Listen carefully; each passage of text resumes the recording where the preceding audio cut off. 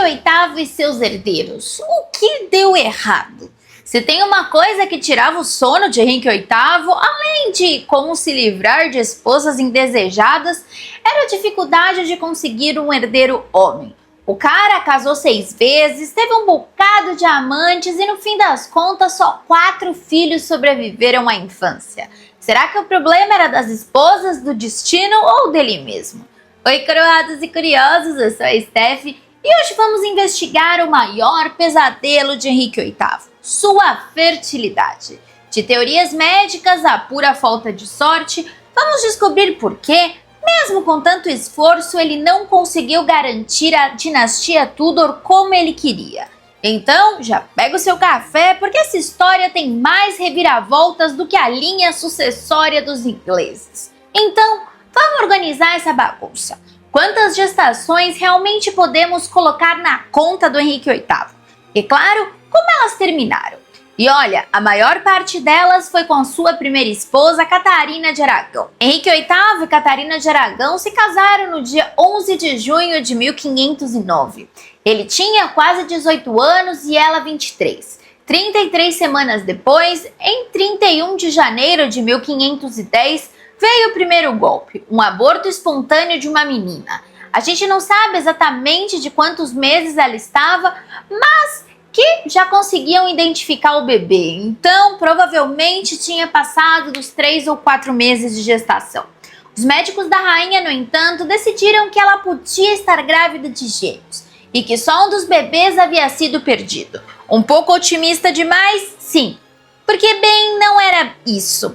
Mas, pro alívio do casal real, a Catarina engravidou de novo, rapidinho, e em 1º de janeiro de 1511 nasceu um menino, o príncipe Henrique. Festa na corte, comemorações grandiosas, tudo lindo. Até que o bebê morreu em 22 de fevereiro, com apenas 52 dias de vida. Em 17 de setembro de 1513, a Catarina deu à luz a outro menino, mas ele também não sobreviveu. E aqui entra um detalhe interessante. Em 1984, o pesquisador John Darrell-Hust sugeriu que esse bebê pode ter nascido prematuro, porque Henrique estava na França na época e só voltaria no fim de outubro. E convenhamos, ele não teria deixado a esposa para trás se soubesse que o parto estava próximo de acontecer. Aí ela teve uma 4ª gravidez que terminou em dezembro de 1514, com um menino que nasceu com 8 meses e que logo veio ao mundo sem vida ou faleceu logo após o parto. A 5ª gestação trouxe a única filha sobrevivente de ambos, a princesa Maria, nascida em 18 de fevereiro de 1516. Finalmente, um bebê que sobreviveu. Mas, infelizmente, não era o tão sonhado herdeiro homem. Catarina ainda engravidou mais uma vez. Em 10 de novembro de 1518, ela teve outro aborto e perdeu outra menina, também com cerca de 8 meses de gestação. E apesar de ainda estar com 32 anos, nunca mais engravidou. Aí que entra um detalhe. Enquanto Catarina de Aragão enfrentava essa maré de azar, o Henrique VIII teve um filho saudável, não com a sua esposa. O menino nasceu de um caso extraconjugal com Bessie Blount, Elizabeth. Esse foi Henry Fitzroy, Duque de Richmond, nascido em 15 de junho de 1519. E o único filho ilegítimo que o rei reconheceu oficialmente. E por falar em casos, ele também teve envolvimento com a Maria Bolena, irmã da Ana Bolena, em algum momento no início dos anos de 1520. Mas ao contrário do que aconteceu com a Bessie, ele nunca reconheceu nenhum filho dessa relação. Há teorias que um ou os 2 filhos da Maria podiam ser dele. Mas oficialmente isso nunca foi confirmado, eu acho que não são filhos dele não. Mas então, para efeitos desse vídeo, não vai entrar na conta. E aí, o Henrique parou de gerar filhos, mas não foi por falta de tentativa. Ele já tinha desistido da Catarina e estava focado em se casar com a Ana Bolena. Quando finalmente conseguiu, a Ana engravidou 3 vezes. A primeira gestação resultou no nascimento da princesa Elizabeth, em 7 de setembro de 1533. A segunda, um aborto espontâneo em 1534, mas o sexo do bebê nunca foi identificado. E a terceira, uma perda devastadora. Um menino em 29 de janeiro de 1536, com aproximadamente 15 semanas de gestação. Aliás, tem uma teoria que a Ana pode ter sofrido outro aborto em 1535, mas vou fazer outro vídeo para vocês. Agora, o Henrique também teve um caso com a prima da Ana, Maria ou a Margaret Shelton, nos anos de 1530, e se houveram filhos, nunca foram reconhecidos. O mesmo vale para um suposto caso com uma amante anônima durante o casamento com a Ana. O Henrique se esforçou, mas não obteve nenhum resultado. Seu último filho, portanto, foi o príncipe Eduardo, nascido em 12 de outubro de 1537, fruto do casamento com a Jane Seymour. A Jane morreu 12 dias depois e, apesar de Henrique ainda ter vivido por mais 9 anos e se casado mais 3 vezes, com Ana de Cleves, Catarina Howard e Catarina Parr, nunca mais conseguiu engravidar ninguém. Aliás, a Catherine Parr provou que o problema não era com ela. Depois da morte do Henrique, ela se casou com Thomas Seymour que a engravidou sem dificuldades. Ou seja, se o problema estivesse nela, deve ter desaparecido como um passe de mágica. Agora a pergunta: o que afinal diabo estava acontecendo com o bifão do Henrique VIII?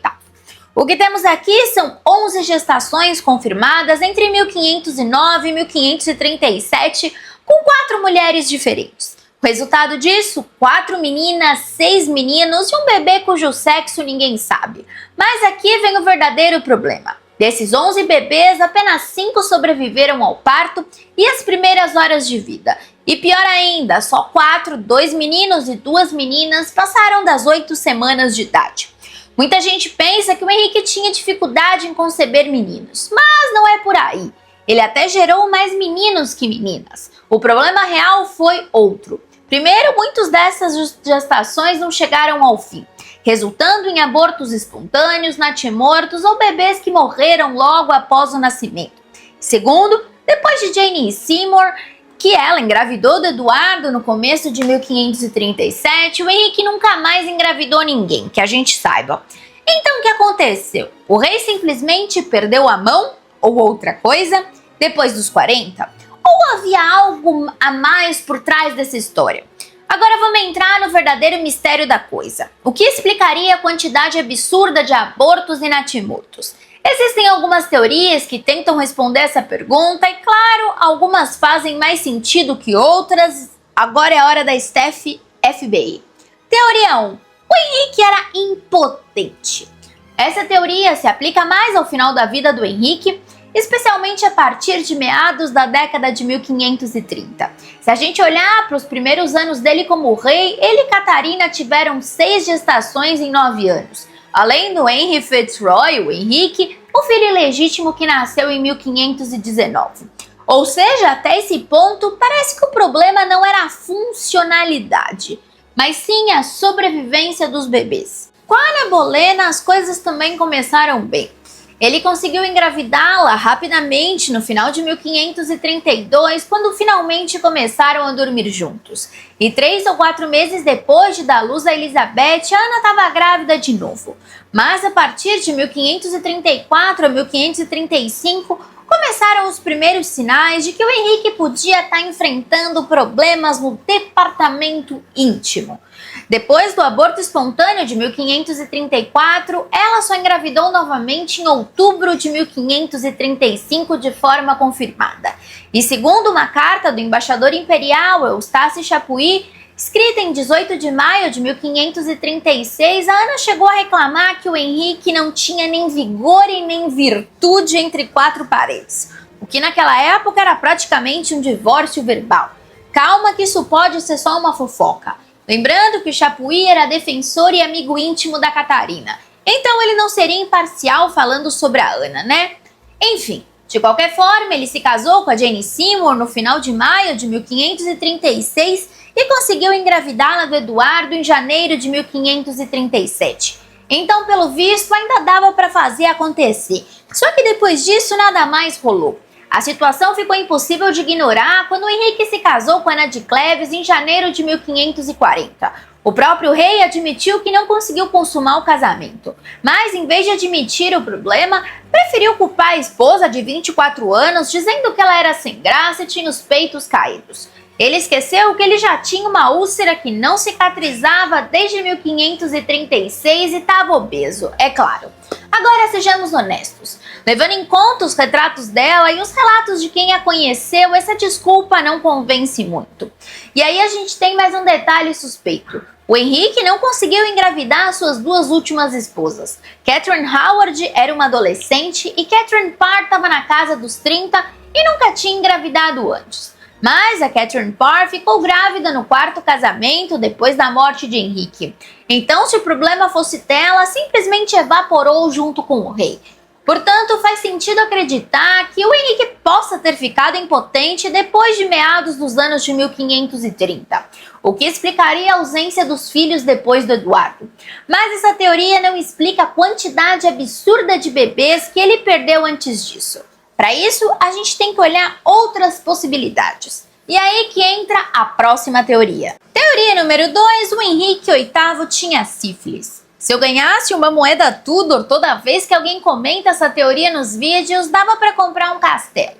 Essa ideia de que ele tinha sífilis e passou a doença para suas esposas, causando os problemas de fertilidade, surgiu em um artigo de 1888, publicado no Edinburgh Medical Journal. Mas, desde então, médicos modernos destruíram completamente essa hipótese, porque simplesmente não há evidência confiável que comprove isso. Primeiro, vamos no básico. O que acontece com alguém que tem sífilis não tratada? Bom, a coisa pode começar de um jeito discreto, com feridas, erupções cutâneas e queda de cabelo.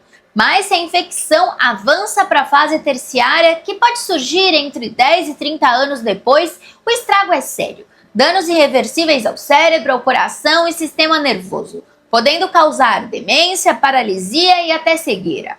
Ou seja, se o Henrique tivesse sífilis, uma hora ou outra a conta teria chegado. Demência ele até talvez tivesse, mas enfim. Agora, adivinha quantos relatos existem de Henrique ou suas esposas apresentando esses sintomas? Nenhum. Zero. Nada. Nenhuma fonte confiável da época menciona o rei sofrendo com feridas estranhas, perda de peso repentina, inclusive ao contrário, ou problemas neurológicos. E olha que esse tipo de fofocas os embaixadores e cronistas da corte iam amar espalhar. E se ele tivesse na fase latente da doença sem sintomas visíveis? Bom, até poderia ser, se não fosse por um pequeno detalhe. Nenhum dos seus filhos nasceu com sífilis congênita. Se o Henrique tivesse a doença e transmitisse para suas esposas, pelo menos alguns dos bebês teriam nascido com problemas graves, como deformações ósseas ou cegueira. Mas todos os filhos reconhecidos do Henrique, a Maria, Elizabeth, o Eduardo e até o Henrique Fitzroy nasceram e cresceram sem sinais de sífilis. Aliás, sabe quem também não teve nada? As amantes de Henrique. A Bessie Blount, por exemplo, teve 6 filhos saudáveis com seus 2 maridos. E a Maria Bolena também teve 2 filhos sem complicações conhecidas. Ou seja, Henrique teria que ser um caso médico único na história, infectando algumas pessoas, mas deixando outras ilesas. E se ele tivesse tratado a doença e ela desaparecesse? Bom, o tratamento padrão para sífilis naquela época era mercúrio. O problema é que não há nenhum registro do Henrique recebendo esse tipo de tratamento. E, sinceramente, se ele tivesse passado por isso, os efeitos colaterais seriam tão óbvios que alguém com certeza teria comentado. Então, para resumir, a teoria da sífilis não faz o menor sentido. Ela foi criada no século XIX antes da gente entender direito como a sífilis funciona. E sobrevive até hoje por pura fofoca. Mas, se a gente olhar para os fatos históricos e médicos, não tem nada que sustente essa ideia. Então, se não foi sífilis, o que podia explicar a sequência absurda de abortos e natimortos entre as esposas do Henrique VIII? Bom, agora a gente chega a uma teoria que realmente faz sentido: a incompatibilidade RH. Agora entramos no território da genética. E olha, se Henrique VIII soubesse disso na época, talvez tivesse economizado um monte de casamento e decapitações. Essa teoria sugere que o verdadeiro problema estava no sangue do casal real, mais especificadamente no fator RH. Se estivesse presente, o seu é positivo, se não negativo. O problema acontece quando uma mulher RH negativo engravida de um homem RH positivo. Na primeira gestação, tudo geralmente ocorre bem, mas quando o bebê nasce, o sangue da mãe entra em contato com o sangue do filho e o corpo dela começa a produzir anticorpos contra o RH positivo. O que acontece depois? Todas as futuras gestações com bebê positivo são atacadas pelo sistema imunológico da mãe. Isso pode resultar em abortos espontâneos, natimortos ou recém-nascidos muito debilitados. Hoje em dia isso é totalmente evitável com uma simples injeção, mas no século XVI, esquece. Se esse fosse o problema da Catarina e da Ana, não havia nada que pudesse ser feito. E faz sentido? Até que sim. O histórico da Catarina bate com esse padrão. Sua primeira filha morreu por outro motivo qualquer. Mas depois disso, ela poderia ter desenvolvido anticorpos contra os bebês RH positivo, resultando em uma sequência de abortos e natimortos. A única filha que sobreviveu foi a Maria, o que indicaria que ela seria RH negativo como a mãe, e por isso não foi atacada pelo sistema imunológico materno. Com a Ana Bolena, a história também se encaixa. A Elizabeth teria sido RH positiva, o que sensibilizou o corpo da mãe, e as próximas gestações já vieram com complicações. Ou seja, sem querer, a futura rainha Elizabeth I teria sido a responsável pelo próprio irmão não ter nascido. Meio trágico, sim. Meio irônico, com certeza.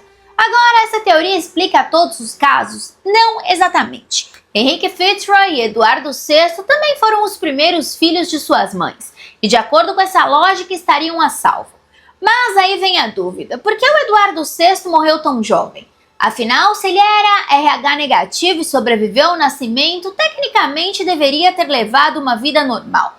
Ou seja, a teoria RH é interessante, mas ainda tem peças soltas. E é por isso que alguns historiadores apontam para uma outra explicação genética que ainda faz mais sentido: o grupo sanguíneo Kell. Se você achou que o problema do RH é interessante, segura essa. Se o Henrique VIII tivesse um tipo sanguíneo raro, que tornava quase impossível ele ter filhos saudáveis. Pois é, exatamente essa é a teoria do grupo sanguíneo Kell. E o que isso significa na prática? Pois é, exatamente essa teoria diz que quando o homem é Kell positivo e a mulher é Kell negativo, a primeira gestação corre bem. Mas depois disso, o sistema imunológico da mãe começa a produzir anticorpos que atacam futuras gestações Kell positivas. Parece familiar? Sim.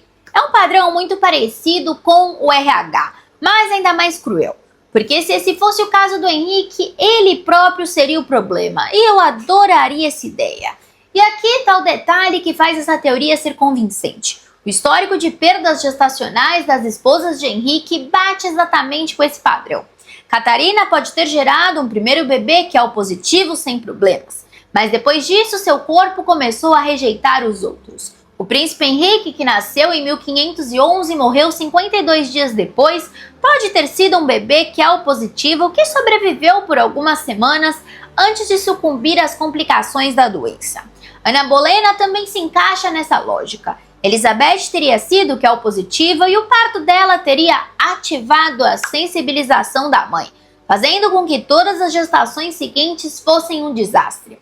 Isso explicaria direitinho a sequência de abortos espontâneos que a Ana teve depois. Bessy Blount e Jane Seymour, por outro lado, só tiveram um filho, cada um com Henrique. Então nunca chegaram à fase em que a incompatibilidade começaria a fazer estrago. Coincidência, talvez. Os defensores dessa teoria chegaram a sugerir que o Henrique herdou esse fator Kell da sua bisavó, Jaqueta de Luxemburgo, porque, segundo eles, todos os descendentes masculinos dela tiveram problemas reprodutivos. Mas aqui tem um pequeno detalhe: muitos desses descendentes nem tentaram ter filhos, por motivos que vão de celibato a mortes prematuras. Então essa parte da teoria é meio exagerada.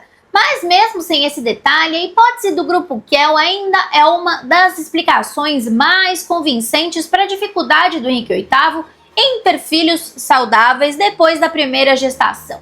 Mas e se o problema não fosse genético? Se o problema não tivesse nada a ver com o sangue do Henrique VIII? Nenhuma mutação genética, nenhuma incompatibilidade, só uma sequência inacreditável de azar. Parece uma explicação meio básica, mas pensando bem faz sentido. Estamos falando lá do período Tudor do século XVI, em que a medicina era praticamente um jogo de adivinhação.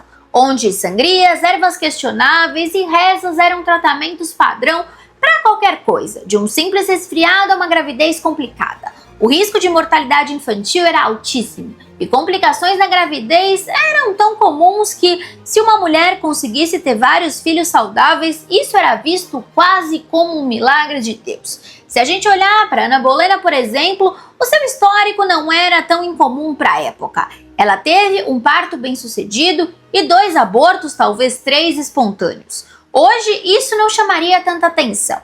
O problema é que ela era rainha da Inglaterra e sua única função era produzir um herdeiro homem. E sejamos sinceros, quando sua vida depende de um útero funcionando perfeitamente, qualquer falha sua vira um problema grande de Estado. Catarina de Aragão teve um histórico muito mais complicado, mas mesmo assim, 2 de seus 6 filhos nasceram a termo e sobreviveram ao primeiro mês de vida. E considerando as condições médicas da época, isso já era uma grande vitória. Sem contar que ela passou 9 anos praticamente grávida o tempo todo, sem descanso. O corpo humano não é uma máquina, e gerar um filho atrás do outro, sem tempo para recuperação, definitivamente não ajudava na saúde materna. Enfim. E tem outro fator: estresse. Tanto Catarina de Aragão quanto Ana Bolena viviam sob uma pressão absurda para dar um filho homem ao Henrique VIII. Isso não só afetava a saúde delas, como podia sim aumentar o risco de complicações na gravidez. Inclusive, a própria Ana chegou a culpar o estresse pelo aborto de 1536, já que poucos dias antes o Henrique caiu a cavalo e quase morreu. Ou seja, pode ser que não tenha existido uma grande conspiração genética ou doença oculta. O Henrique VIII simplesmente viveu em uma época em que perder bebês era comum. Casou com mulheres que enfrentaram dificuldades típicas da maternidade no século XVI. E por puro azar nunca conseguiu herder o homem que tanto queria. Até que Jane Seymour apareceu e, ironicamente, além de dar o filho, morreu logo depois. No fim das contas, o grande sonho de Henrique, um reinado cheio de filhos homens saudáveis, nunca saiu como ele queria e pretendia. Então a gente pode riscar a sífilis, mas a teoria da incompatibilidade RH e do grupo sanguíneo Kell fazem bastante sentido. Ou talvez tenha sido tudo culpa da medicina da época e de um azar monumental. Agora eu quero saber, qual dessas teorias faz mais sentido? Ou será que o Henrique foi simplesmente vítima do próprio karma? E eu espero que você tenha gostado do vídeo, e se você ainda não se inscreveu no canal, essa é sua deixa. Aqui, o café nunca esfria e as intrigas da história são sempre servidas quentinhas para você. Temos vídeos novos todos os dias às 8 horas da noite. Um beijo e até amanhã!